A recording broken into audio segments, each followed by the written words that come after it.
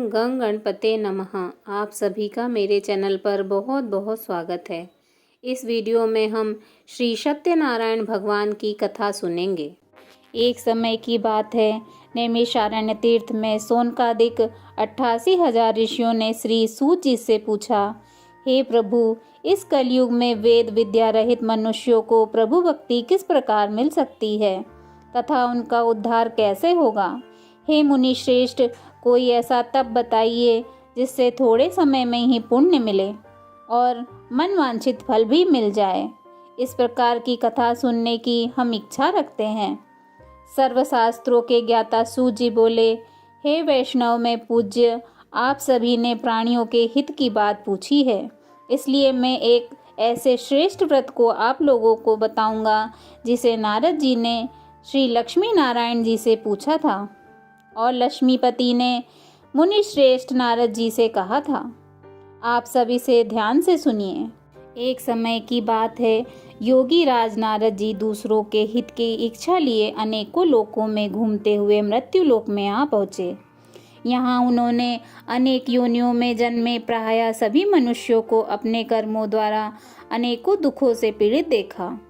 उनका दुख देखकर नारद जी सोचने लगे कि कैसा यत्न किया जाए जिसके करने से निश्चित रूप से मानव के दुखों का अंत हो जाए। इसी विचार पर मनन करते हुए वह विष्णु लोक में गए। वहाँ वह देवों के ईश भगवान श्री नारायण की स्तुति करने लगे, जिनके हाथों में शंख चक्र गदा और पद्म थे, गले में वरमाला पहने हुए थे। स्तुति करते हुए नारद जी बोले, हे भगवान, आप अत्यंत शक्ति से संपन्न हैं।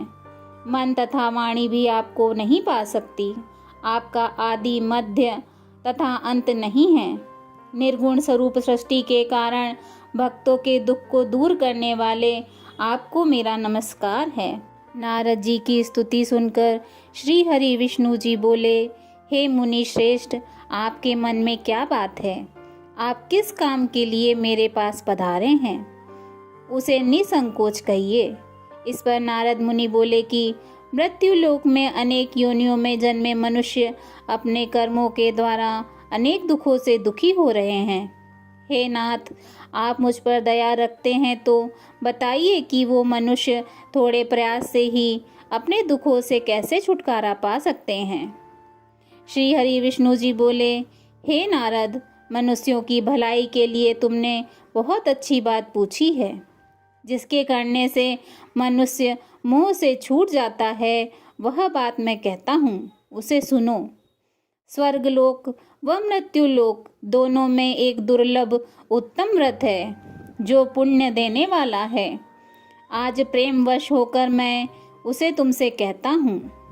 श्री सत्यनारायण भगवान का यह व्रत अच्छी तरह विधान पूर्वक करके मनुष्य तुरंत ही यहाँ सुख भोग कर मरने के उपरांत मोक्ष प्राप्त करता है। श्री हरि के वचन सुनकर नारद जी बोले कि उस उत्तम व्रत का फल क्या है और उसका विधान क्या है? यह व्रत किसने किया था? इस व्रत को किस दिन करना चाहिए? सभी कुछ विस्तार से बताइए। नारद जी की बात सुनकर श्री हरि बोले, दुख व शोक को दूर करने वाला यह व्रत सभी स्थानों पर विजय दिलाने वाला है। मानव को भक्ति व श्रद्धा के साथ शाम को श्री सत्यनारायण भगवान की पूजा धर्मपरायण होकर ब्राह्मणों व बंधुओं के साथ करनी चाहिए। भक्ति भाव से ही नैवेद्य, केले का फल, घी, दूध और गेहूं का आटा सवाया लें। गेहूं के स्थान पर साठी का आटा, शक्कर तथा गुड़ लेकर वह सभी भक्षण योग्य पदार्थों को मिलाकर भगवान को भोग लगाएं। ब्राह्मणों सहित बंधु बांधवों को भी भोजन कराएं। उसके बाद स्वयं भोजन करें। भजन कीर्तन के साथ भगवान की भक्ति में लीन हो जाएं। इस तरह से ही सत्यनारायण भगवान का यह व्रत करने पर मनुष्य की सारी इच्छाएं निश्चित रूप से पूर्ण होती हैं। इस कलिकाल अर्थात कलयुग में मृत्यु लोक में मोक्ष का यही एक सरल उपाय बताया गया है। इति श्री सत्यनारायण व्रत कथा का प्रथम अध्याय संपूर्ण। बोलिए श्री सत्यनारायण भगवान की जय। श्री सत्यनारायण भगवान की कथा का द्वितीय अध्याय। श्री सूत जी बोले, हे ऋषियों, जिसने पहले समय में इस व्रत को किया था उसका इतिहास कहता हूँ, ध्यान से सुनो। सुंदर काशीपुरी नगरी में एक अत्यंत निर्धन ब्राह्मण रहता था। भूख प्यास से परेशान वह धरती पर घूमता रहता था।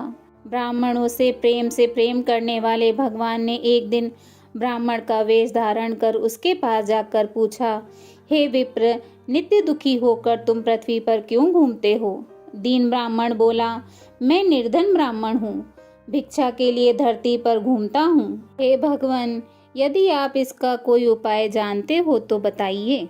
वृद्ध ब्राह्मण कहता है कि श्री सत्यनारायण भगवान मनोवांछित फल देने वाले हैं, इसलिए तुम उनका पूजन करो।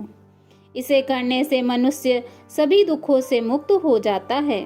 वृद्ध ब्राह्मण बनकर आए श्री सत्यनारायण भगवान उस निर्धन ब्राह्मण को व्रत का सारा विधान बताकर अंतर्ध्यान हो गए। ब्राह्मण मन ही मन सोचने लगा कि जिस व्रत को वृद्ध ब्राह्मण करने को कह गया है, मैं उसे जरूर करूँगा। यह निश्चय करने के बाद उसे रात में नींद नहीं आई। वह सवेरे उठकर सत्यनारायण भगवान के व्रत का निश्चय कर भिक्षा के लिए चला गया। उस दिन निर्धन ब्राह्मण को भिक्षा में बहुत सा धन मिला, जिससे उसने बंधु बांधवों के साथ मिलकर श्री सत्यनारायण भगवान का व्रत संपन्न किया। भगवान श्री सत्यनारायण का व्रत संपन्न करने के बाद वह निर्धन ब्राह्मण सभी दुखों से छूट गया और अनेक प्रकार की संपत्तियों से युक्त हो गया। उसी समय से यह ब्राह्मण हर माह इसी व्रत को करने लगा। इस तरह से श्री सत्यनारायण भगवान के व्रत को जो मनुष्य करेगा वह सभी प्रकार के पापों से छूटकर मोक्ष को प्राप्त होगा। जो मनुष्य इस व्रत को करता है वह सभी दुखों से मुक्त हो जाता है। सूत जी बोले कि इस तरह से नारद जी से नारायण जी का कहा हुआ श्री सत्यनारायण व्रत को मैंने तुमसे कहा है। हे विप्रो, मैं अब और क्या कहूँ? ऋषि बोले, हे मुनिवर, संसार में उस विप्र से सुनकर और किस किस ने इस व्रत को किया है, हम सब इस बात को सुनना चाहते हैं। इसके लिए हमारे मन में श्रद्धा का भाव है। सूत जी बोले, हे मुनियों, जिस जिसने इस व्रत को किया है वह सब सुनो। एक समय वही विप्र धन व ऐश्वर्य के अनुसार अपने बंधु बांधवों के साथ इस व्रत को करने को तैयार हुआ। उसी समय एक लकड़ी बेचने वाला बूढ़ा आदमी आया और लकड़ियां बाहर रखकर अंदर ब्राह्मण के घर में गया। प्यास से दुखी वह लकड़हारा उनको व्रत करते देख विप्र को नमस्कार कर पूछने लगा कि आप यह क्या कर रहे हैं तथा इसे करने से क्या फल मिलेगा, कृपया मुझे भी बताइए। ब्राह्मण ने कहा कि सब मनोकामनाओं को पूरा करने वाला यह श्री सत्यनारायण भगवान का व्रत है। इनकी कृपा से ही मेरे घर में धन धान्य आदि की वृद्धि हुई है। विप्र से श्री सत्यनारायण व्रत के बारे में जानकर लकड़हारा बहुत प्रसन्न हुआ।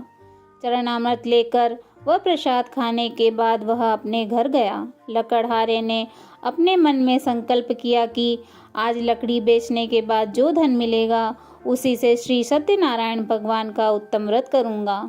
मन में इस विचार को ले बूढ़ा आदमी सिर पर लकड़ियाँ रख उस नगर में बेचने गया जहाँ धनी लोग रहते थे। उस नगर में उसे अपनी लकड़ियों का दाम पहले से 4 गुना अधिक मिलता है। बूढ़ा प्रसन्नता के साथ दाम लेकर केले, शक्कर, घी, दूध, दही और गेहूं का आटा ले और श्री सत्यनारायण भगवान के व्रत की अन्य सामग्रियां लेकर अपने घर गया। वहां उसने अपने बंधु बांधवों को बुलाकर विधि विधान से श्री सत्यनारायण भगवान का पूजन और व्रत किया। व्रत के प्रभाव से वह बूढ़ा लकड़हारा धन, पुत्र आदि से युक्त होकर संसार के समस्त सुखों को भोग अंतकाल में वैकुंठ धाम चला गया। इति श्री सत्यनारायण व्रत कथा का 2वां अध्याय संपूर्ण। बोलिए श्री सत्यनारायण भगवान की जय। सत्यनारायण व्रत कथा 3वां अध्याय। सूत जी बोले, हे श्रेष्ठ मुनियों, अब आगे की कथा कहता हूँ। पहले समय में उल्कामुख नामक एक बुद्धिमान राजा था। वह सत्यवक्ता और जितेंद्रिय था। प्रतिदिन देव स्थानों पर जाता और निर्धनों को धन देकर उनके कष्ट दूर करता था। उसकी पत्नी कमल के समान मुख वाली तथा सती साध्वी थी। भद्रशिला नदी के तट पर उन दोनों ने श्री सत्यनारायण भगवान का व्रत किया। उसी समय साधु नाम का एक वैश्य आया। उसके पास व्यापार करने के लिए बहुत सा धन भी था। राजा को व्रत करते देखकर वह विनय के साथ पूछने लगा, हे राजन, भक्तिभाव से पूर्ण होकर आप यह क्या कर रहे हैं? मैं सुनने की इच्छा रखता हूँ, तो आप मुझे बताएं। राजा बोला, हे साधु, अपने बंधु बांधवों के साथ पुत्र आदि की प्राप्ति के लिए एक महान शक्तिमान श्री सत्यनारायण भगवान का व्रत व पूजन कर रहा हूँ। राजा के वचन सुन साधु आदर से बोला, हे राजन, मुझे इस व्रत का सारा विधान कहिए। आपके कथनानुसार मैं भी इस व्रत को करूँगा। मेरी भी संतान नहीं है और इस व्रत को करने से निश्चित रूप से मुझे संतान की प्राप्ति होगी।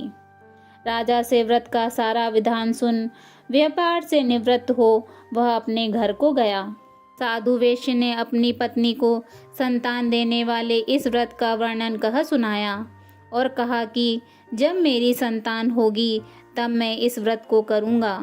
साधु ने इस तरह के वचन अपनी पत्नी लीलावती से कहे। एक दिन लीलावती पति के साथ आनंदित हो सांसारिक धर्म से प्रवृत्त होकर श्री सत्यनारायण भगवान की कृपा से गर्भवती हो गई। 10वें महीने में उसके गर्भ से एक सुंदर कन्या ने जन्म लिया। दिनों दिन वह ऐसे बढ़ने लगी जैसे कि शुक्ल पक्ष का चंद्रमा बढ़ता है। माता पिता ने अपनी कन्या का नाम कलावती रखा। एक दिन लीलावती ने मीठे शब्दों में अपने पति को याद दिलाया कि आपने श्री सत्यनारायण भगवान के जिस व्रत को करने का संकल्प लिया था उसे करने का समय आ गया है। आप इस व्रत को करिए। साधु बोला कि हे प्रिय, इस व्रत को मैं उसके विवाह पर करूँगा। इस प्रकार अपनी पत्नी को आश्वासन देकर वह नगर को चला गया। कलावती पिता के घर में रहकर वृद्धि को प्राप्त हो गई। साधु ने एक बार नगर में अपनी कन्या को सखियों के साथ देखा तो तुरंत ही दूतों को बुलाया और कहा कि मेरी कन्या के लिए योग्य वर देख कर आओ। साधु की बात सुनकर दूत कंचन नगर में पहुंचा और वहां देखभाल कर लड़की के सुयोग्य वाणिक पुत्र को ले आया। सुयोग्य लड़के को देख साधु ने बंधु बांधवों को बुलाकर अपनी पुत्री का विवाह कर दिया। लेकिन दुर्भाग्य की बात यह है कि साधु ने अब भी श्री सत्यनारायण भगवान का व्रत नहीं किया।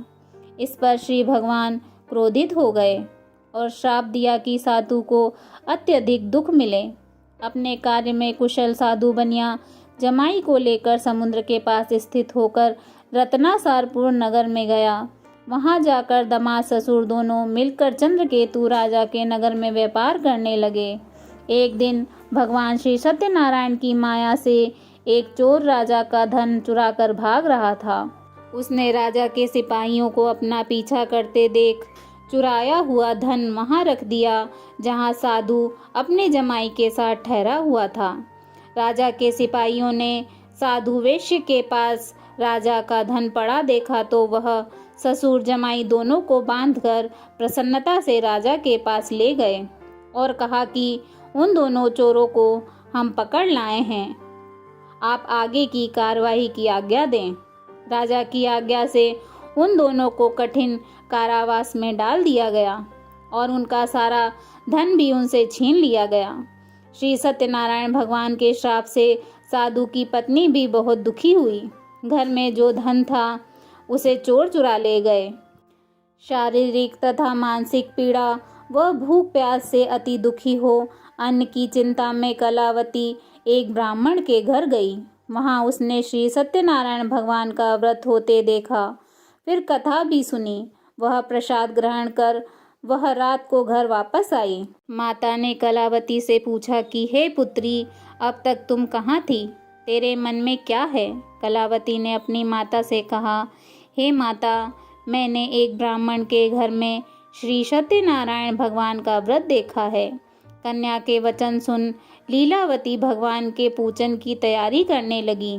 लीलावती ने परिवार व बंधुओं सहित श्री सत्यनारायण भगवान का पूजन किया और उनसे वर मांगा कि मेरे पति तथा जमाई शीघ्र घर आ जाएं।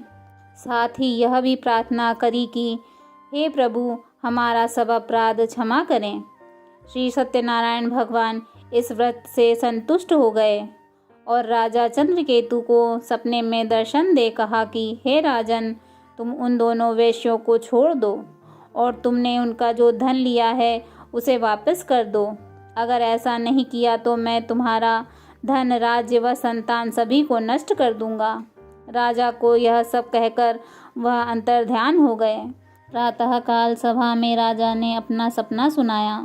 फिर बोले कि वाणिक पुत्रों को कैद से मुक्त कर सभा में लाओ। दोनों ने आते ही राजा को प्रणाम किया।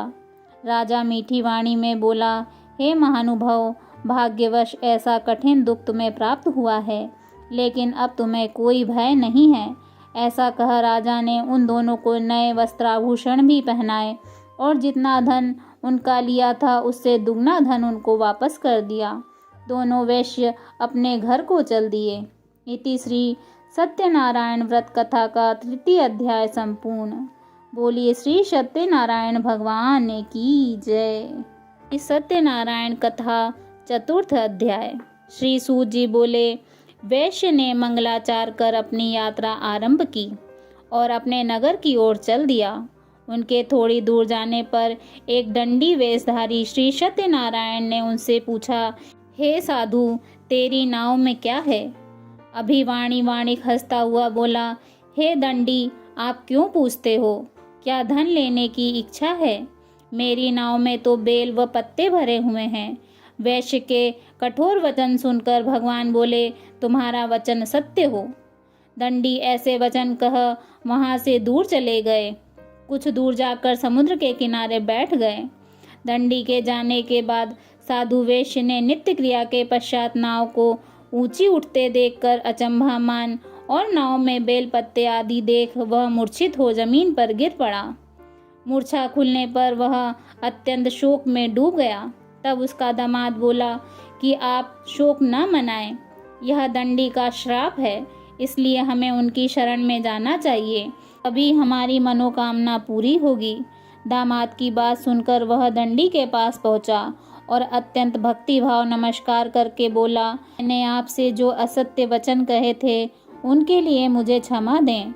ऐसा कहकर महान शोकातुर हो रोने लगा।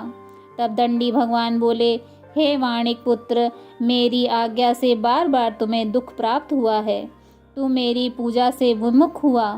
साधु बोला, हे भगवान, आपकी माया से ब्रह्मा आदि देवता भी आपके रूप को नहीं जानते, तब मैं अज्ञानी कैसे जान सकता हूँ? आप प्रसन्न होइए। अब मैं सामर्थ्य के अनुसार आपकी पूजा करूँगा। मेरी रक्षा करो और पहले के समान नौका धन से भर दो। साधु वैश्य के भक्ति पूर्वक वचन सुनकर भगवान प्रसन्न हो गए और उसकी इच्छा अनुसार वरदान देकर अंतर्ध्यान हो गए। ससुर जमाई जब नाव पर आए तो नाव धन से भरी हुई थी। फिर वहीं अपने अन्य साथियों के साथ श्री सत्यनारायण भगवान का पूजन कर अपने नगर को चल दिए। जब नगर के नज़दीक पहुँचे तो दूत को घर पर खबर देने के लिए भेज दिया।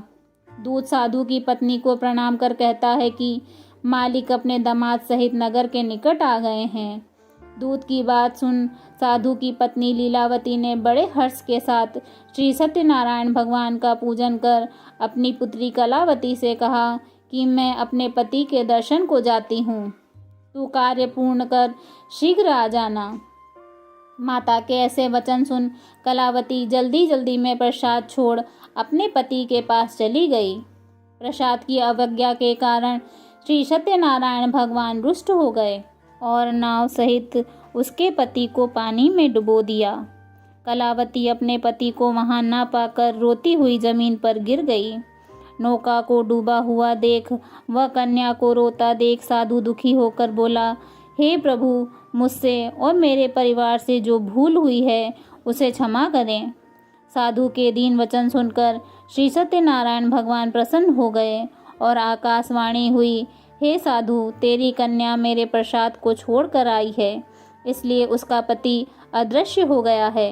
यदि वह घर जाकर प्रसाद खाकर लौटती है तो इसे उसका पति अवश्य मिलेगा। ऐसी आकाशवाणी सुन कलावती घर पहुंचकर प्रसाद खाती है और फिर आकर अपने पति के दर्शन करती है। उसके बाद साधु अपने बंधु बांधवों सहित श्री सत्यनारायण भगवान का विधि विधान से पूजन करता है। इस लोक में सभी सुखों को भोग कर वह अंत में स्वर्ग को प्राप्त करता है। इति श्री सत्यनारायण व्रत कथा का चतुर्थ अध्याय संपूर्ण। बोलिए श्री सत्यनारायण भगवान की जय। श्री सत्यनारायण भगवान की कथा का पंचम अध्याय। श्री सूत जी बोले, हे ऋषियों, मैं और भी एक कथा सुनाता हूँ, उसे भी ध्यान पूर्वक सुनो। प्रजापालन में लीन तुंगध्वज नाम का एक राजा था। उसने भी भगवान का प्रसाद त्याग कर बहुत ही दारुण दुख प्राप्त किया था। एक बार वन में जाकर वन्य पशुओं को मारकर वह बड़ के पेड़ के नीचे आया। वहां उसने ग्वालों को भक्ति भाव से अपने बंधुओं सहित श्री सत्यनारायण भगवान का पूजन करते देखा। अभिमानवश राजा ने उन्हें देखकर भी पूजा स्थान में नहीं गया और ना ही उसने भगवान को नमस्कार किया। ग्वालों ने राजा को प्रसाद दिया, लेकिन उसने वह प्रसाद नहीं खाया और प्रसाद को वहीं छोड़कर वह अपने नगर को चला गया। जब वह नगर में पहुंचा तो वहां सब कुछ तहस नहस हुआ पाया, तो वह शीघ्र ही समझ गया कि यह सब भगवान ने ही किया है। वह दोबारा ग्वालों के पास पहुंचा और विधि पूर्वक पूजा करके प्रसाद को खाया तो श्री सत्यनारायण भगवान की कृपा से सब कुछ पहले जैसा हो गया। दीर्घ काल तक सुख भोगने के बाद मरणों उपरांत उसे स्वर्ग लोक की प्राप्ति हुई। जो मनुष्य परम दुर्लभ इस व्रत को करेगा तो वह भगवान श्री सत्यनारायण की अनुकंपा से उसे धन्य धान्य की प्राप्ति होगी। निर्धन धनी हो जाता है और भय मुक्त हो जीवन जीता है। संतानहीन मनुष्य को संतान सुख मिलता है और सारे मनोरथ पूर्ण होने पर वह मानव अंतकाल में बैकुंठ धाम को जाता है। श्री सूत जी बोले, जिन्होंने पहले इस व्रत को किया है, अब उनके दूसरे जन्म की कथा कहता हूँ। वृद्ध सतानंद ब्राह्मण ने सुदामा का जन्म लेकर मोक्ष की प्राप्ति की। लकड़हारे ने अगले जन्म में निषाद बनकर मोक्ष प्राप्त किया। उल्कामुख का राजा दशरथ होकर वैकुंठ को गए। साधु नाम के वैश्य ने मोरध्वज बनकर अपने पुत्र को आरे से चीरकर मोक्ष प्राप्त किया। महाराज तुंगध्वज ने स्वयंभू होकर भगवान में भक्ति युक्त हो कर्म कर मोक्ष पाया। इति श्री सत्यनारायण व्रत कथा का पंचम अध्याय संपूर्ण। बोलिए श्री सत्यनारायण भगवान की जय।